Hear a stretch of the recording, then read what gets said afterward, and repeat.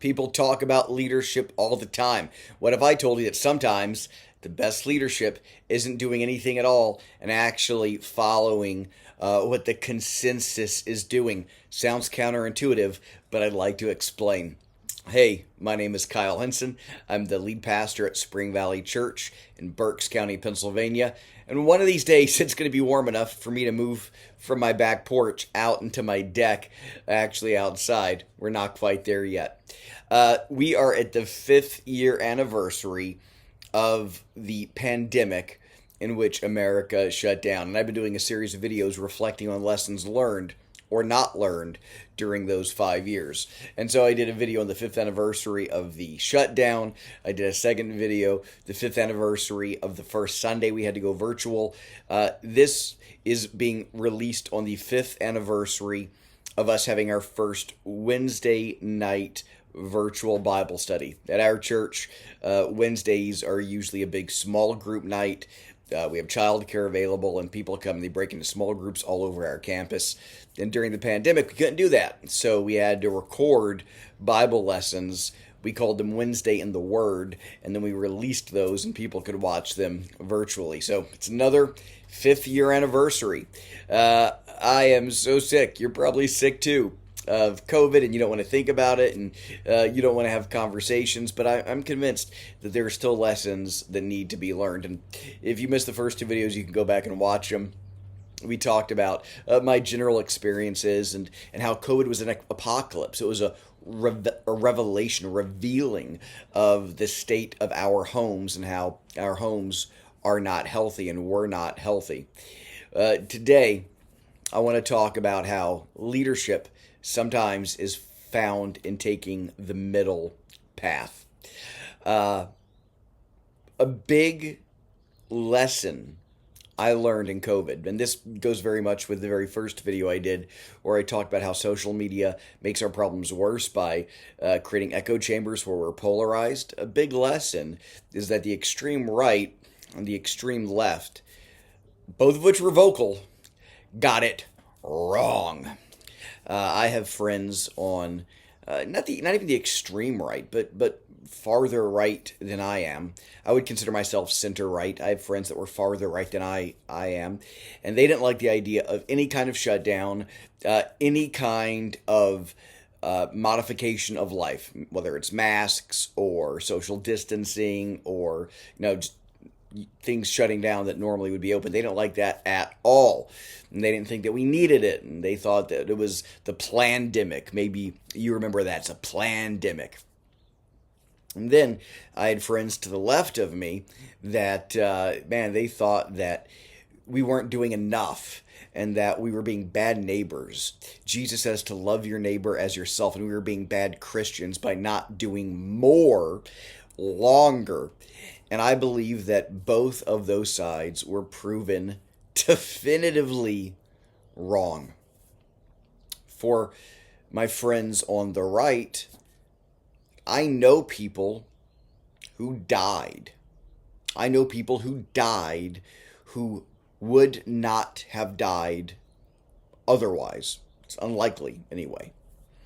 I know church leaders who died because they continued to do ministry as much as possible without interference. They got COVID. It was early on, and they did not survive. I know somebody whose family was militantly anti-COVID protocol. They were militantly standing for freedom, and their father at a church gathering got COVID and died. I was at his bedside the day before he passed away. And yes, he had lived a hard life, and yes, he was in his early 70s. But his father is still alive. His father, who's in his early 90s, is still alive. There's a good chance that he would still be alive had he been willing to do church differently and go remote. I actually have a screenshot on my phone. I won't read it verbatim, but a pastor said that they had never known so many people to go home to heaven in such a short time, and God was up to something because he was calling his saints home. And I wanted to say, no, God's not up. Like, everybody was going home that in such a short time because they weren't staying home and they were catching COVID and they were dying. And so my friends on the right, it wasn't give me liberty or give me death. It was almost like they were give me liberty and give me death. On the other hand, I had acquaintances and friends on the left that seemed like we needed to stay shut down longer and do more. And because we were not doing that, was a we culture, because we weren't doing more longer, that somehow we were bad Christians and bad neighbors, because Jesus says to love your neighbor as yourself. And if you don't do this to what you've done to the least of these, you've done to Jesus. And so if we did not have protocols that would make the most fearful, most anxious person with the highest amount of immunized or immunocompromised conditions comfortable, then somehow we were being a bad Christian. Here in Pennsylvania, we had fairly standard lockdown procedures. It wasn't anything too crazy. Churches were never ordered to shut down. When we went virtual, it was simply out of wisdom. And so let me tell you what Spring Valley did. At first, for the first several months, we were completely virtual. And then when it got warm outside, so probably around June, we started having outdoor parking lot services. That was a lot of fun. People could come, they could tailgate, they could bring out their lawn chairs. Our parking lot was big enough. Everybody was kind of distanced. It was outdoors, so it didn't matter whether or not people wore masks. And we had speakers that could project both the worship and the message. It was a lot of fun. Once fall came and it started getting a little bit colder, we moved back inside. And when we moved back inside, only a third of our seats were open. In our auditorium, our seats are bolted into the floor, so we could not remove seats to create space. So what we did, for every row that was open, 2 rows were roped off. So if you were sitting in your seat, the 2 rows in front of you were completely empty. They were roped off. The 2 rows behind you were completely empty. They were totally roped off. So we had only a third of our seating that was open. We did have some overflow seating where people who wanted to come could watch our service on video. We required everybody to wear a mask, but people sometimes would take their mask down during the service. We didn't make a big deal. At the same time, it was a fine balance, right? I know some churches that required, wink, wink, people to wear their mask. Nobody did. They didn't enforce it. And in 1 week, nobody was wearing masks. And those churches ended up having cases of COVID sweep through their church. Other churches were super strict. If somebody would take their mask down, like they were like the Gestapo. We tried to find a middle way there, right? So we did really ask people to wear face coverings, but if they took them down, below their nose or so, we didn't make a big deal of it. People, when we first came back, were looking to hug, right? Because they missed one another. We're a pretty friendly church, and we did say, not right now. We're not doing the hugging thing. We're doing air high fives or air fist bumps. And so certainly that would have been more strict than some of my friends on the right would have liked. But the fact that we were open at all would have been more lenient than some of my acquaintances on the left would have liked. And so here's what we said. We said our church would do whatever our county was doing, right? So when you were able to go to the grocery store without having to wear a face covering, when you were able to go to the gym without having to wear a face covering, which that, by the way, was miserable. I remember working out in the gym, breathing heavy, taking my face covering below my nose just so I could breathe, and workers telling me to make sure it was above my nose. You're sweaty. That is not fun. So for me, it was whenever our county allowed things, our church would. Our church was not going to be either more lenient, nor were we going to be more strict than the county. And that's why I started this video by saying sometimes the best leadership is not leading, it's doing nothing and following the lead of the surrounding culture, which sounds counterintuitive, right? Because all leadership is mostly get ahead, forge a path, blaze a trail. And I had people on both sides who I loved and who loved me ask me, had I prayed? Had I really prayed? I had friends toward my right who said, have you prayed? Just because the county is requiring distancing and face coverings, legally our church wasn't required to do that. Had I prayed, maybe leadership was being more lenient than the county. I had friends on my right, or I'm sorry, on my left, who said, have I prayed? Have I prayed? Maybe the county was not taking enough precautions. Maybe the county was opening up too quickly. Maybe the county was making things too easy on people. And maybe leadership was keeping people healthy and having protocols beyond what the county did. And the truth is, I really did pray. And I really felt that, yes, there's times. I'm not afraid to break from culture. There's a whole lot of times we have to break from culture. You listen to my sermons, I'll speak against culture. But sometimes the wise thing, the best thing, is not to try and blaze a new path more harshly or more leniently than the rest of culture. Why is that? Very simply because during the pandemic, there was minimal information. What information we did have was coming in so quickly, it was hard to tell what was rumor and what was fact. Some of it seemed contradictory.